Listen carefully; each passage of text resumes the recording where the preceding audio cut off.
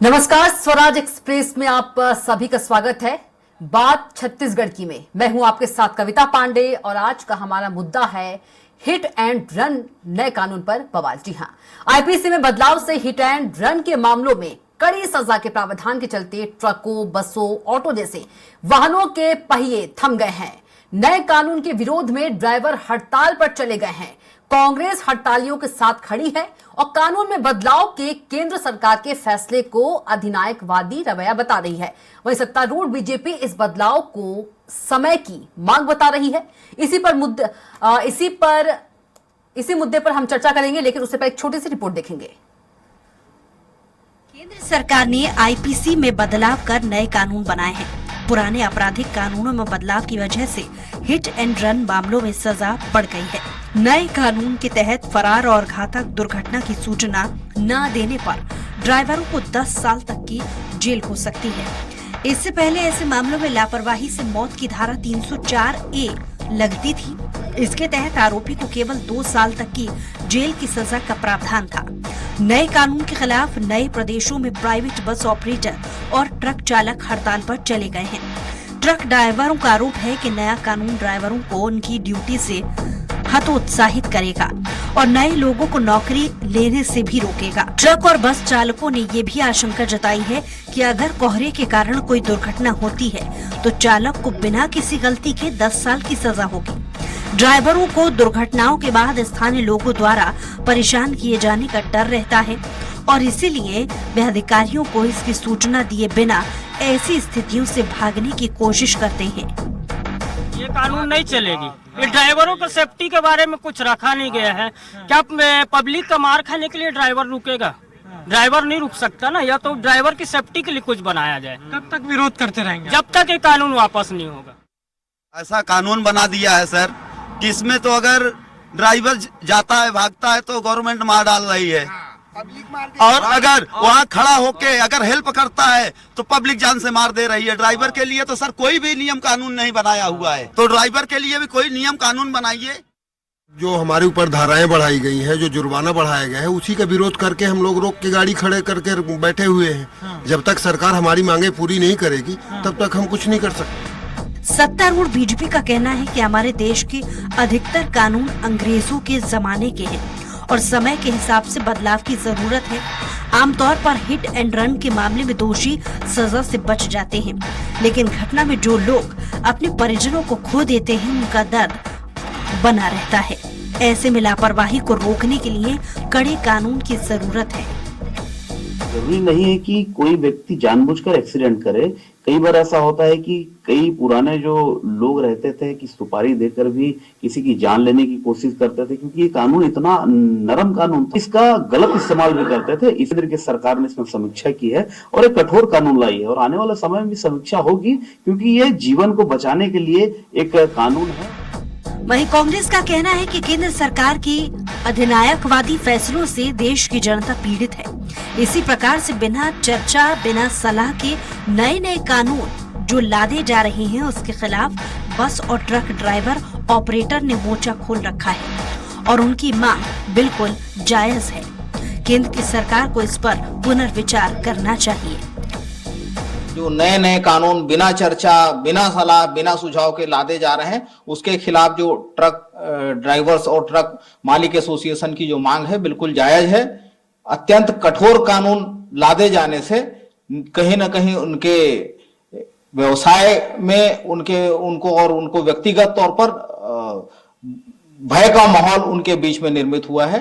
केंद्र की सरकार को पुनर्विचार करना चाहिए तथा इनके सलाह और सुझाव पर अमल करना। बहरहाल नव वर्ष के पहले दिन ही हिट एंड रन के नए कानून के खिलाफ बस, ट्रक और ऑटो ड्राइवरों के मोर्चा खोलने से ज्यादातर वाहनों के पहिए थम गए हैं। इससे यात्री सुविधाओं के साथ ही जरूरी वस्तुओं का परिवहन ठप हो रहा है। अब देखना होगा कि इसका समाधान कैसे निकलता है और लोगों को कब तक राहत मिलती है। स्वराज एक्सप्रेस के लिए रायपुर से दिलीप साहू की रिपोर्ट।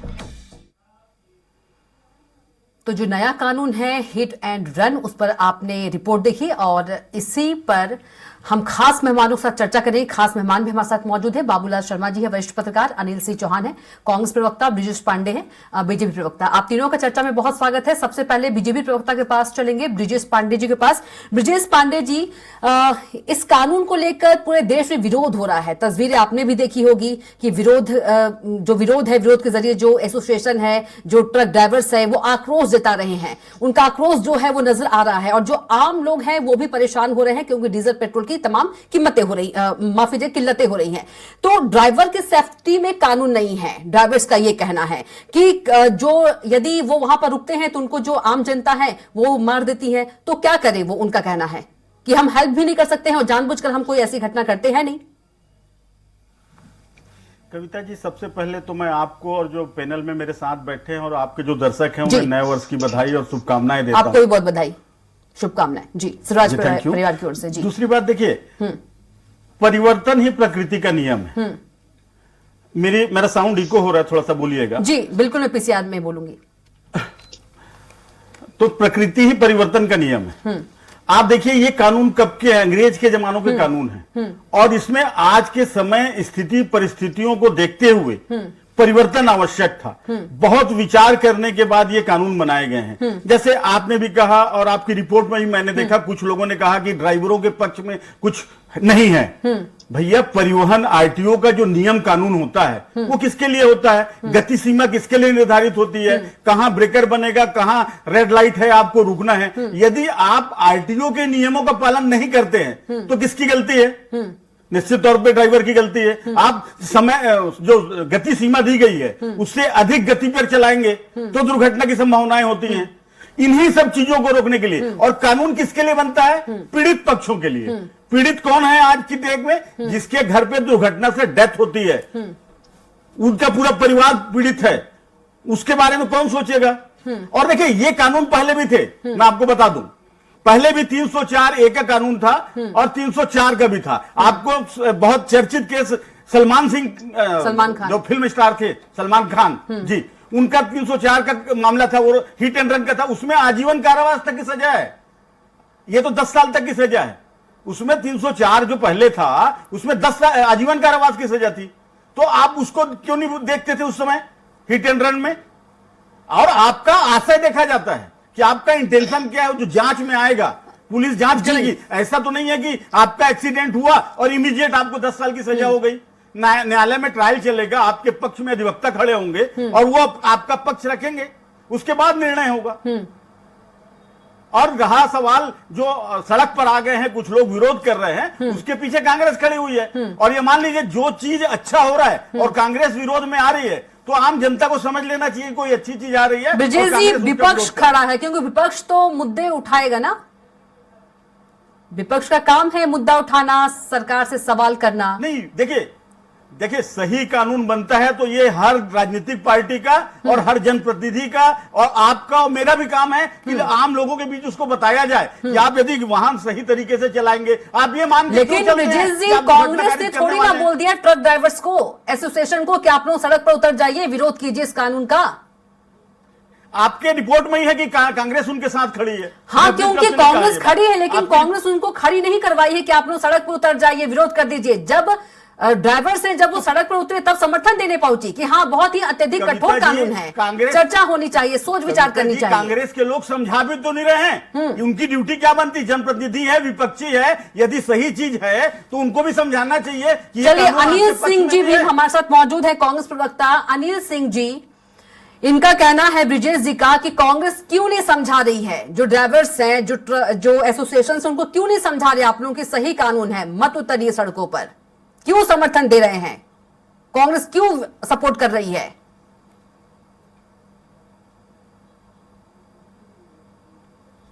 नमस्कार, जो आज इस डिबेट में है। दूसरी बात यह है कि बहुत कठिन ये हो गया है कविता जी कि अब लोकतंत्र में जब कोई आवाज उठती है, जब कोई सरकार से सवाल पूछा जाता है, तो या तो वो आंदोलनजीवी कहलाते हैं, या तो आतंकवादी घोषित हो जाते हैं, या नक्सलवाद समर्थक घोषित हो जाते हैं। ये मुझे समझ में नहीं आता कि लोकतंत्र में ये परिभाषा कब गढ़ दी गई भारतीय जनता पार्टी द्वारा कि अब अगर आप सरकार से सवाल करते हैं या सरकार के किसी जो नया कानून प्रस्तावित है या बनाया जा रहा है उसका विरोध करते हैं लोकतंत्र में, तो आपका लोकतांत्रिक अधिकार नहीं बचा है। या तो फिर आप आंदोलनजीवी हैं, या आतंकवादी हैं, या अलगाववादी हैं, या राष्ट्र विरोधी हैं। इस तरह की चीजें आ गई हैं। ये आपके विद्वान दर्शकों को और आप सबको, मैं समझता हूं कि आप लोग विद्वान पत्रकार हैं, आप लोगों को भी समझना होगा कि कौन सी परिपाटी आ गई। आपने कृषि बिल का एक बड़ा उदाहरण देखा होगा। कृषि बिल किसानों से बिना पूछे लाया गया। जिनके लिए बिल है उन्हीं से नहीं पूछते साहब। 700 से अधिक किसानों की शहादत हो गई इस बिल के विरोध में, और उसके बाद वो बिल मोदी सरकार ने वापस लिया। अब आप देखिए कि ये कानून ले आए। अब ये कहते हैं समझ में नहीं आता किसका इससे भला होने वाला है। अगर आप कानून बनाना चाहते हैं, बहुत बढ़िया, स्वागत है। आपने आईपीसी की जगह भारतीय न्याय संहिता बनाई। कानून में लगातार संशोधन होते रहा है। आपने उसको प्रोपेगेंडा बना दिया। तो अंग्रेजों का कानून था, हमने ऐसा कर दिया वैसा। देखिए, संविधान में और कानून में, चाहे वो सीआरपीसी हो, आईपीसी हो, संशोधन होता रहा है। अलग अलग राज्यों में ने भी अपने अपने कानूनों में संशोधन किया है। लेकिन हर बात को छद्म राष्ट्रवादिता से जोड़ देना, हर बात में राजनीतिक श्रेय लेना, पॉलिटिकल श्रेय लेने के लिए काम करना, बल्कि जनता के भलाई को बिल्कुल नहीं सोचना, ये बहुत दुखद पहलू है। दूसरी बात देखिए, इसमें जो ये काला कानून बना रहे हैं, ये क्यों नहीं सोचते कि हमको ड्राइवरों से और जनता से इस बाबत बात करनी थी। और तीसरी महत्वपूर्ण बात यह है कि क्या हिंदुस्तान की सभी सड़कें इस लायक हो गई हैं कि ड्राइवरों की बिल्कुल गलती नहीं, गलती ही है, और सड़कें सब सही हैं, सिग्नल सब सही हैं, चौक सब सही हैं, कोई डेंजर जोन नहीं है, कोई सड़कें खराब नहीं है, कोई बेतरतीब नहीं है। और अगर है तो ड्राइवरों के लिए ऐसा काला कानून क्यों, इतनी कठोर सजा क्यों होनी चाहिए। अगर ड्राइवर की लापरवाही तो होनी चाहिए, पर इस तरह का कानून कि साहब आप अगर उस दुर्घटना में स्वयं पुलिस के पास अस्पताल नहीं जाते हो, उसको नहीं उठाते हो, तो आपको 10 साल का कारावास। अगर गलती से दुर्घटना होगी, क्या गलत कह रहे हैं ड्राइवर। आप देखिए कि आज सांप्रदायिक माहौल इन्होंने इतना गंदा कर दिया कि मॉब लिंचिंग हो रही है, और ड्राइवरों पे तो तात्कालिक। ठीक है, वरिष्ठ पत्रकार भी हमारे साथ मौजूद हैं, बाबूलाल शर्मा जी। बाबूलाल जी, यदि बात करें इस नए कानून को, किस तरह से आप देखते हैं? कांग्रेस जो है, कांग्रेस भी इसका विरोध कर रही है, कह रही है कि बहुत ही अत्यधिक कठोर कानून है। इसके दो पहलू हैं जी, और दो दृष्टिकोण हैं इसके। कि एक तो जानबूझकर अगर किसी को मारा जाता है, मार के भाग जाता है, तो उसके लिए तो ये 10 साल भी मैं समझता हूँ कम है। जी बिल्कुल, उससे ज्यादा होना चाहिए।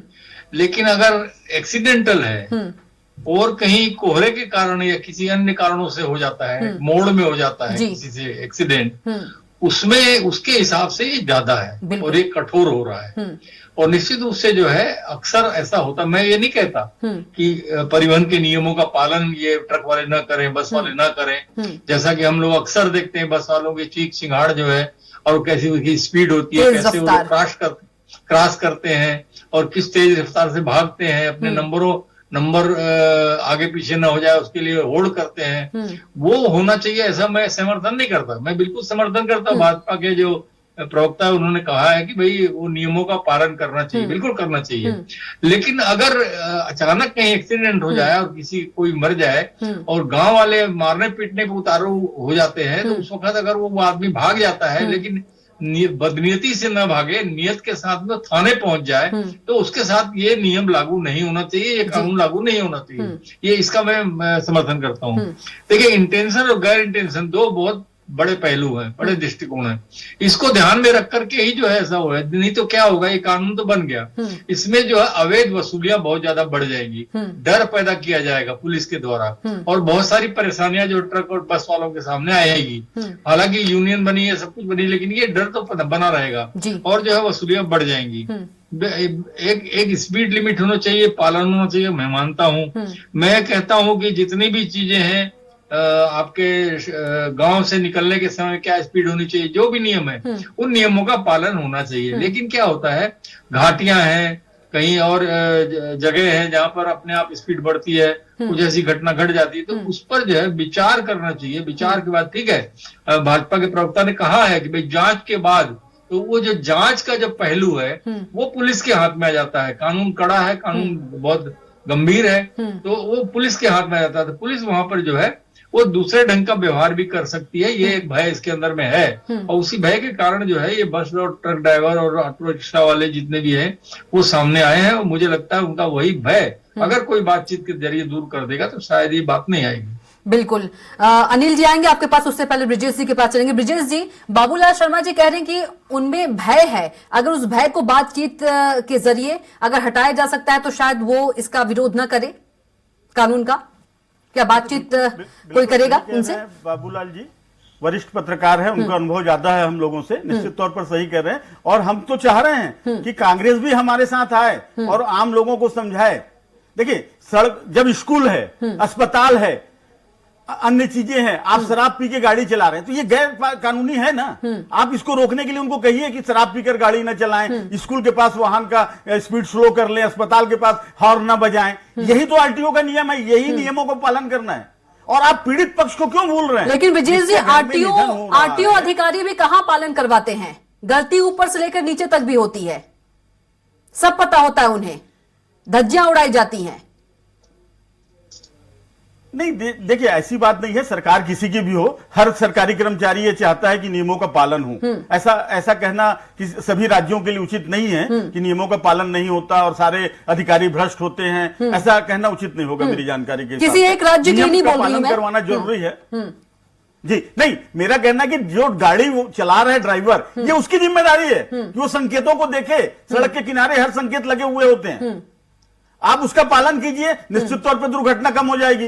आपको डरने की जरूरत नहीं है। और दूसरी बात, मैं आपके माध्यम से एसोसिएशन वालों से भी निवेदन करूंगा कि अपनी बात रखने के लिए पहले दिन ही इस तरह से सड़क जाम करना, गाड़ी खड़ी कर देना उचित नहीं है। आपको चाहिए स्थानीय प्रतिनिधियों से मिलें, कलेक्टर साहब के पास मिलें, मंत्रियों से मिलकर अपनी बात तो रखें। हो सकता है कोई रास्ता निकल जाए बातचीत का और कोई अच्छी बात आ जाए, लेकिन ये पहले दिन इस तरीके से करना, ये कहीं ना कहीं राजनीति को प्रेरित करता है, दिखाता है कि इनके पीछे राजनीति हो रही है।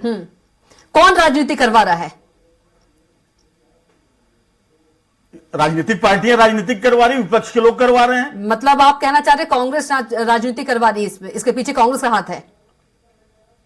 निश्चित तौर पर। अनिल जी, कांग्रेस का हाथ है, राजनीति करवा रही है कांग्रेस। देखिए कविता जी, बहुत दुखद है कि एक देश में जब कानून बनता है, ये विपक्षी दलों से कोई राय मशविरा नहीं करते। विपक्षी दलों कितना भी चीखते चिल्लाते रहे, उनकी कोई सलाह नहीं सुनते। और इस देश की आजादी से लेकर अब तक में सबसे बड़ा सस्पेंशन करते हैं, सांसदों का निलंबन करते हैं और उसके बाद चुपके से कानून पास करते हैं। और जिस वर्ग के लिए कानून बनाते हैं उससे भी बात नहीं करते। साहब, सत्ता का इतना बड़ा उन्माद है कि ये कानून कुछ भी बनाएंगे और फिर कहेंगे कि इसका विरोध करोगे तो आप राष्ट्रद्रोही हैं। दूसरी बात का मैं जवाब दूंगा। यहाँ हमारे विद्वान पत्रकार विश्लेषक बैठे हैं, बाबूलाल शर्मा जी, उन्होंने कहा कि इंटेंशनली अगर वो दुर्घटना कर रहा है तो ठीक है ये। तो देखिए, इंटेंशनली, मेरा सिर्फ इतना कहना कविता जी, इंटेंशनली जब ऐसा होता है और उसके लिए 304A और यहाँ तक कि 302 के उदाहरण भी हम देखते आए हैं, वो सेक्शन कन्वर्ट हो जाता है उसमें, क्योंकि इंटेंशन अगर आया तो वो तो उसके लिए पहले से बहुत कठोरतम सजा है, यहाँ तक कि आजीवन कारावास की भी सजा है, उसमें कहीं दिक्कत नहीं है। लेकिन इस तरह का कानून बना देना, या तो ये कहें, अभी ब्रजेश पांडे जी कह रहे थे, विद्वान प्रवक्ता, कि दुर्घटनाएं रुक जाएंगी, तो क्या इस देश में सुनिश्चित कर लें कि सारे ड्राइवर नियमों को तोड़ते हैं इसलिए दुर्घटनाएं होती हैं? ऐसा नहीं है। कभी कभी दुर्घटना का, हादसा का मतलब ये है, कभी कभी सभी लोग नियमों को पालन करते रहें तब भी हादसे हो जाते हैं। और अगर ऐसा हादसा हो गया और एक ड्राइवर अपनी जान बचाने के लिए वहां से भाग गया, तो क्या उसको 10 वर्ष का कारावास दे दिया जाए, गैर जमानती अपराध बना दिया जाए? तो क्या ये तालिबानी कानून नहीं है? चोरी करने पे वहां हाथ काट दिया जाता है, हमारे यहाँ तो नहीं काटा जाता। तो कहेंगे चोरी की है, फिर उसका हाथ तो कटना चाहिए था। तो देखिए, मेरा कहना यह है कि जो जितनी गलती किया है उसको वैसा ट्रायल कोई फेस करना चाहिए। अनिल जी, क्या नए कानून भी दंड मिलना जी, क्या नए कानून में जो बदलाव है उसको लेकर कांग्रेस सरकार से बात करेगी?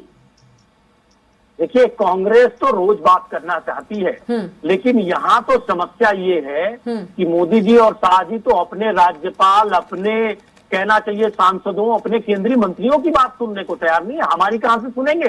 अगर विपक्ष का कोई नेता बात करना चाहता है सरकार से, तो विपक्ष, सरकार बात नहीं करती है।